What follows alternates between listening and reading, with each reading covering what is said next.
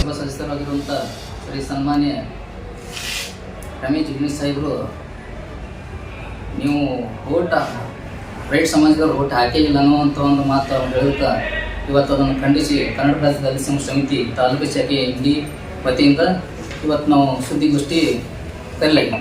ಈ ಸುದ್ದಿಗೋಷ್ಠಿಯಲ್ಲಿ ನಮ್ಮ ತಾಲೂಕಿನ ಸಂಘಟನಾ ಸಂಚಾಲಕರಾಗಿರುವಂಥ ದೊರೆಪ್ಪ ಮಂದೋಲಿಯವರೇ ಹಾಗೂ ರಾಮು ದೊಡ್ಮನಿಯವರೇ ಹಾಗೂ ಲಕ್ಷ್ಮಣ ದೊಡ್ಮನಿಯವರೇ ಹಾಗೂ ವಿದ್ಯಾರ್ಥಿ ಒಬ್ಬರು ಸಂಚಾಲಕರಾಗಿರುವಂಥ ಪರಮೇಶ್ವರ್ ಇಂಗ್ಲೇಶ್ ಅವರೇ ಹಾಗೂ ಗಡ್ಡಪ್ಪಣ್ಣವರೇ, ನಮ್ಮ ಚಿಕ್ಕವರು ಮತ್ತು ಇವತ್ತಿನ ದಿವಸ ತಾವು ಏನು ಎಲ್ಲ ಪತ್ರಿಕೆ ಮಾಧ್ಯಮದವರು ಈ ಸುದ್ದಿಗೋಷ್ಠಿಗೆ ಆಗಮಿಸಿದರೆ ತಮಗೆಲ್ಲರಿಗೂ ಕೂಡ ಈ ಮುಂಜಾನೆ ಜೈವಿನ ವಂದನೆಗಳು ಹೇಳುವ ಜೊತೆಗೆ ತಮ್ಮೆಲ್ಲರಿಗೂ ಹೃದಯಪೂರ್ವಕ ಸ್ವಾಗತವನ್ನು ಬರುತ್ತೇನೆ.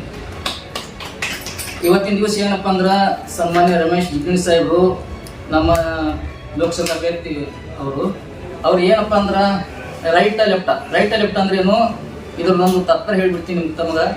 ಏನಪ್ಪ ಅಂದ್ರೆ ರೈಟ್ ಅಂದ್ರೆ ಬಲಿಗರು, ಲೆಫ್ಟ್ ಅಂದ್ರೆ ಮಾದಿಗರು ಅನ್ನುವಂಥ ಶಬ್ದ ಅವರು ನಡಿಗೆಯಲ್ಲಿ ನಡ್ಸ್ಕೊಂಡು ಬಂದಾರ. ಅದಕ್ಕೆ ರೈಟ್ ಲೆಫ್ಟ್ ಅಂತ ಹೇಳ್ತೀನಿ.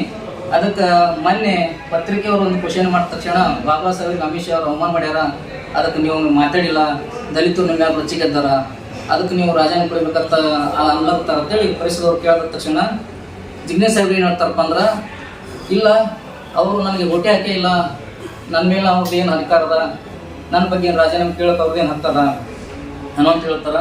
ಅದಕ್ಕೆ ದಯಮಾಡಿ ತಾವು ಅನುಭವಿ ರಾಜಕಾರಣಿಗಳಿದ್ದೀರಿ ಮತ್ತು ನ್ಯಾಷನಲ್ ಲೀಡರ್ ಆಗಿರಿ, ಏನೋ ನಾವೆಲ್ಲರೂ ಕೂಡಿ ಇವತ್ತು ನಿಮ್ಗೆ ಒಪ್ಕೊಂಡಿ ಏನಪ್ಪ ಅಂದ್ರೆ ನಮ್ಮ ದಲಿತ ಜನಾಂಗದ ಒಬ್ಬ ಖರ್ಗೆ ಸಾಹೇಬ್ ಬಿಟ್ರೆ ಇವು ನೆಕ್ಸ್ಟ್ ಜಿಗ್ನೇಶ್ ಸಾಹೇಬ್ರೆ ಅಂತೇಳಿ ನಾವು ಒಪ್ಕೊಂಡಿವಿ. ಆದ್ರೆ ಹಿಂದೆ ಏನಾಯ್ತು, 1983ರಲ್ಲಿ ಇದು ಬಳ್ಳೊಳ್ಳಿ ಮತಕ್ಷೇತ್ರ SC ಮೀಸಲ ಮತಕ್ಷೇತ್ರ ಆದ ತಕ್ಷಣ ಅಲ್ಲಿ SC ಅವರಿಗೆ ಯಾರಿಗೆ ಈ ಕ್ಷೇತ್ರದ MLA ಮಾಡಬೇಕು, ಯಾರಿಗೆ ಟಿಕೆಟ್ ಕೊಡಬೇಕು ಅನ್ನೋಂಥ ಚರ್ಚೆ ಸಂದರ್ಭದಲ್ಲಿ ಅಲ್ಲಿ ಏನಾಗ್ತದಪ್ಪ ಅಂದ್ರೆ ಆಗಿನ ಕಾಲದಾಗ ದಲಿತ ಮುಖಂಡರು ಮತ್ತು ಒಳ್ಳೆ ಜನವಾದಿಗಳು ಯಾರು ಇರ್ತಾರಪ್ಪ ಅಂದ್ರೆ ಮದಪ್ಪ ಕನ್ನೂರನವರು ಸಾಕಿನ ಹೈನಾಳದವರು ಇವರು ಅಲ್ಲಿ ದಲಿತ ಮುಖಂಡರಾಗಿರ್ತಾರ, ಒಂದು ಬಲಿಷ್ಠ ಆಗಿರ್ತಾರ, ಎಲ್ಲ ಜನಕ್ಕೆ ಬೇಕಾದವ್ರು ಇದ್ದಿರ್ತಾರ. ಎಲ್ಲ ಜನ ಆ ಚರ್ಚೆಯಲ್ಲಿ ಏನು ಹೇಳ್ತಾರಪ್ಪ ಅಂದ್ರೆ ಇದು ಮೊದಲ ಮೆಂಬರ್ ಕೊಟ್ಟರು ಯೋಗ್ಯ, ಇವರೇ ಅವರು ಒಳ್ಳೆ ಅಭ್ಯರ್ಥಿ ಅಂತೇಳಿ ಆಯ್ಕೆ ಮಾಡ್ತಾರೆ. ಆ ಸಂದರ್ಭದಾಗ ಮೊದಲ ಮೆಂಬರ್ ಅಲ್ಲೇ ಇರ್ತಾರ, ಜಿಗ್ನೇಶ್ ಸಾಹೇಬರು ಅಲ್ಲೇ ಇರ್ತಾರ. ಅದಾಗ ಮೊದಲ ಮೆಂಬರ್ ಅಂತ ಏನು ಹೇಳ್ತಾರಪ್ಪ ಅಂದ್ರೆ, ಇಲ್ಲಪ್ಪ ಬೇಡ, ಯಾಕಂದ್ರೆ ನಾ ಈಗ MLA ಸ್ಥಾನಕ್ಕೆ ನಿಂದಿರ್ಲಕ್ಕ ನಾನು ಆರ್ಥಿಕ ಪರಿಸ್ಥಿತಿ ಸರಿ ಇಲ್ಲ, ಅದಕ್ಕೆ ಈಗ ಏನೇ ಅಲ್ಲಿ ಒಳ್ಳೆಯವ್ರು ಅದರ, ಒಂದು ಒಳ್ಳೆ ಶಿಕ್ಷಣವಂತರ ಅದರ, ನೀವು ರಮೇಶ್ ಜಿಗ್ನೇಶ್ ಅವರನ್ನು ಕೊಟ್ಟರೆ ಯೋಗ್ಯ ಆಗ್ತದೆ ಅಂತೇಳಿ ಅವ್ರಿಗೆ ಟಿಕೆಟ್ ಕೊಡ್ಲಕ್ಕ ಪ್ರಯತ್ನ ಮಾಡಿ ಟಿಕೆಟ್ ಕೊಡಿಸ್ತಾರ. ಮತ್ತು ಟಿಕೆಟ್ ಕೊಡಿಸಿ ಅಟ್ಟೆ ಬಿಡಲ್ಲವರು ಏನು ಮಾಡ್ತಾರಪ್ಪ ಅಂದ್ರೆ ಮನೆ ತಿರುಗಾಡಿ ಅವ್ರ ಬಗ್ಗೆ ಪ್ರಚಾರ ಮಾಡಿ ಇಲೆಕ್ಷನ್ಗೆ ಗೆಲ್ಲಿಸಿ ತರ್ತಾರ. ಇದು ರೈಟ್ ಸಮಾಜದ ಒಬ್ಬ ಮುಖಂಡರು ಬಿಟ್ಟು ಕೊಟ್ಟಂತ ಒಂದು ಕೊಡುಗೆ ಅಂತೇಳಿ ಇವತ್ತು ಸಂದರ್ಭ ಹೇಳಕ್ ಇಷ್ಟಪಡ್ತೀನಿ. ಮತ್ತು ನಾವು ಸತತವಾಗಿ ಇಲ್ಲಿವರೆಗೆ ಜಿಗ್ನೇಶ್ ಸಾಹೇಬ್ರಿಗೆ ನಾವು ಎಷ್ಟು ಅಂದ್ರೆ 7 ಬಾರಿ ಇಲೆಕ್ಷನ್ ಮಾಡಿದ್ದೀವಿ. 7 ಬಾರಿ ಇಲೆಕ್ಷನ್ ಅಂದ್ರೆ ಹೆಂಗೆ ಮಾಡಿವಪ್ಪ ಅಂದ್ರೆ, ಒಂದು 4 ಸಲ MLA ಮಾಡಿದ್ದೀವಿ, 3 ಸಲ ಲೋಕಸಭೆ ಮಾಡಿದ್ದೀವಿ. ಈಗ 37 ಬಾರಿ ಇಲೆಕ್ಷನ್ ಮಾಡಿದ್ರು ಕೂಡ ನಾವು ಯಾವಾಗಲೂ ಸತತವಾಗಿ ಜಿಗ್ನೇಶ್ ಸಾಹೇಬ್ರನ್ನು ಗಮನಿಸ್ಕೊತೇ ಬಂದಿದ್ದೀವಿ. ಇಷ್ಟಾದರೂ ಕೂಡ ಹಿರಿಯ ರಾಜಕಾರಣಿಗಳು, ಅನುಭವಿಗಳು ಇವತ್ತು ತಾವೆಲ್ಲರೂ ಇಷ್ಟು ಒಂದು ಹೈ ಲೆವೆಲ್ ನ್ಯಾಷನಲ್ ಲೆವೆಲ್ ಬೆಳೆದ್ರು ಕೂಡ ಇವತ್ತು ನೀವು ಏನಪ್ಪ ರೈಟ್ ಸಮಾಜದವ್ರು ಓಟೆ ಹಾಕಿಲ್ಲ, ನೀವು ನನ್ನ ಕಡೆ ಬರೋ ಅವಶ್ಯಕತೆ ಇಲ್ಲ, ನನ್ನ ಕಂಟ್ಯಾಕ್ಟ್ ಬಂದು ಹುಷಾರ ಅನ್ನೋಂಥ ಮಾತು ಹೇಳ್ತಿರಲ್ಲ, ಇದು ತಮ್ಗೆ ಶೋಭೆ ತರುವಂಥದ್ದಲ್ಲ, ತಮ್ಮ ರಾಜಕೀಯ ಇದು ಒಳ್ಳೆ ಒಂದು ಇದು ಅಲ್ಲ ಅನ್ನೋಂಥ ಮಾತು ಈ ಸಂದರ್ಭ ಖಂಡನೆ ಮಾಡ್ತಿದ್ದೀನಿ. ಅದಕ್ಕೆ ನಾವೇನು ಹೇಳ್ತೇವಪ್ಪ ಅಂದ್ರೆ, ಹಿಂದೆ ಬಸವಣ್ಣ ಪಾಟೀಲ್ರು, ರವಿ ಪಾಟೀಲ್ರು, BG ಪಾಟೀಲ್ರು ಏನು ಹೇಳ್ತಾರಪ್ಪ ಅಂದ್ರೆ, ಈ ಕ್ಷೇತ್ರದಾಗ ರಮೇಶ್ ಜಿಗ್ನೇಶ್ ಅವರು ಸಾಹೇಬ್ರು ಏನು ಮಾಡ್ತಾರಪ್ಪ ಅಂದ್ರೆ, ತಾವು ಒಂದು ಮಾತಿನ ಮೂಲಕ ಆಸ್ಪೃಶ್ಯತೆ ನಾ ಇನ್ನೂ ಆಚರಣೆ ಮಾಡ್ತೀನಿ ಅನ್ನೋ ಒಂದು ಸ್ಥಿತಿ ಒಳಗೆ ಕೂತು ಓಟ್ ಹಾಕೊಂಡು ರಾಜಕೀಯ ಬರ್ತಾರ. ರಾಜಕೀಯ ಬಂದ ತಕ್ಷಣ ಆ ಕ್ಷೇತ್ರದ ಒಂದು ಯಾವುದೇ ಒಂದು ಅಭಿವೃದ್ಧಿ ಮಾಡ್ಲಕ್ಕ ಅವ್ರು 0 ಅದಾರ ಅನ್ನೋಂಥ ಮಾತು ಹೇಳ್ತಾರ. ಆ ಸಂದರ್ಭ ಕೂಡ ನಾವು ಏನು ಒಪ್ಕೋತೀವಿ, ಇಲ್ಲ ಜಿಗ್ನೇಶ್ ಸಾಹೇಬರು ನಮ್ಮ ನಾಯಕರಾದಾರ, ಅವ್ರು ಎಲ್ಲೇ ಇರಲಿ, ಅವ್ರು ಹೇಗೆ ಇರಲಿ, ಅವ್ರು ನಮ್ಮ ನಾಯಕರು, ಅದಕ್ಕೆ ಕೆಲಸ ಮಾಡೋದು ಪರವಾಗಿಲ್ಲ ಅಂತೇಳಿ ನಾವು ಮತ್ತೂ ಓಟ್ ಹಾಕ್ತೇವೆ ಅವರಿಗೆ. ಆದರೂ ಕೂಡ ಇವತ್ತು ಸನ್ಮಾನ್ಯ ಜಿಗ್ನೇಶ್ ಸಾಹೇಬ್ರು ಏನು ಮಾಡ್ತಾರಪ್ಪ ಅಂದ್ರೆ, ಇವತ್ತು ನಮ್ಗೆ ನೀವು ಓಟ್ ಹಾಕ್ಲಾರ್ದಕ್ಕ ನೀವು ನನ್ನ ಸರಿ ಬರೋದೇ ಇಲ್ಲ, ನೀವು ನನ್ನ ಮೇಲೆ ಯಾವುದು ಕೇಳೋಕೆ ಹಕ್ಕಿಲ್ಲ ಅನ್ನೋಂಥ ಮಾತು ಹೇಳ್ತಾರಲ್ಲ, ಇದು ಖಂಡಿತ ದಲಿತ ಸಂಘರ್ಷ ಸಮಿತಿ ಕನ್ನಡ ರಾಜ್ಯ ಸಾಗರ್ಜಿ ಬಣ ಖಂಡಿಸ್ತದೆ. ಅದಕ್ಕೆ ನಾವು ಏನು ಮಾಡ್ತೀವಪ್ಪ ಅಂದ್ರೆ, ಈಗ ಮಾಜಿ MLA ಅವರು ದಮನ್ ಪತ್ನಿ ಆಗಿರುವಂಥ ಸುನೀತಾ ಚವ್ಹಾಣ್ ಅವರು ಕೂಡ ಒಮ್ಮೆ MP ನಿಂದಿರ್ತಾರ. ಅದ್ರ ಜೊತೆಗೆ ಪ್ರಕಾಶ್ ರಾಠೋಡ್ ಅವರು ನಿಂದಿರ್ತಾರ. ಅದ್ರ ಜೊತೆಗೆ ಮತ್ತು ಇವ್ರು ಇರ್ತಾರ, ನಮ್ಮ K. ಶಿವರಾಮ್ ಅವರು ನಮ್ಮವರೇ ಇರ್ತಾರ. ಆದ್ರೆ ಆ ಸಂದರ್ಭದಾಗ ನಾವು ಜಾತಿ ನೋಡಲ್ಲ, ಯಾರು ನೋಡಲ್ಲ. ಎಲ್ಲಿ ನೋಡ್ತೀವಪ್ಪ ಅಂದ್ರೆ ಹಿರಿಯ ರಾಜಕಾರಣಿ ಅದಾರ, ಒಳ್ಳೆಯವರು ಅದಾರ ಅಂತ ಹೇಳಿ ಆ ಟೈಮ್ನ ಸಂದರ್ಭ ಕೂಡ ಇವರಿಗೆ ನಾವು ಅವ್ರಿಗೆ ನಾವು ಇದು ಮಾಡ್ಕೊತ ಬಂದಿದ್ದೀವಿ, ಬೆಂಬಲ ಪಡಿಸ್ಕೊಂಡು ಬಂದಿದ್ದೀವಿ. ಆದರೂ ಕೂಡ ಇವತ್ತೇನದು ನೀವು ವೋಟ್ ಹಾಕಿಲ್ಲ ಅನ್ನೋಂಥ ಮಾತು ಹೇಳ್ತಾರಲ್ಲ, ಇದು ನಮ್ಮ ಸಮುದಾಯಕ್ಕೆ ಆದಂಥ ನೋವಾಗ್ಯದ. ಅದಕ್ಕೆ ದಯಮಾಡಿ ತಾವು ಏನು ಮಾತಾಡಿರಿ ಅದು ಮಾತು ಹಿಂದೆ ತೊಳ್ಕೋಬೇಕು.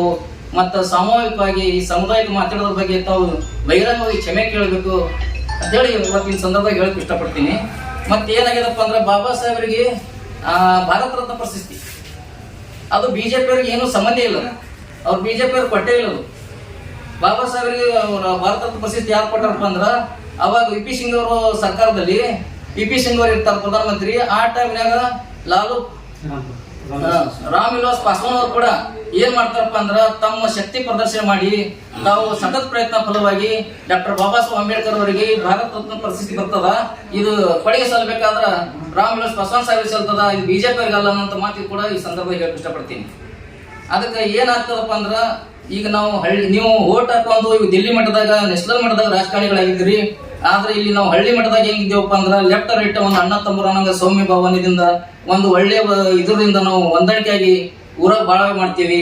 ಇಂಥ ಸಂದರ್ಭದಾಗ ತಾವು ಹಿರಿಯರಾಗಿ ನೀವು ಓಟಿ ಹಾಕಿ ಇಲ್ಲ, ನೀವು ಲೆಫ್ಟ್ ರೈಟ್ ಅಂದು ನೀವು ಒಡಕು ಮಾಡಿ ಅಣ್ಣ ತಮ್ಮರು ನಾವು ಇಬ್ಬರನ್ನ ಬೇರ್ಪಡಿಸ್ಬಿಡ್ರಿ.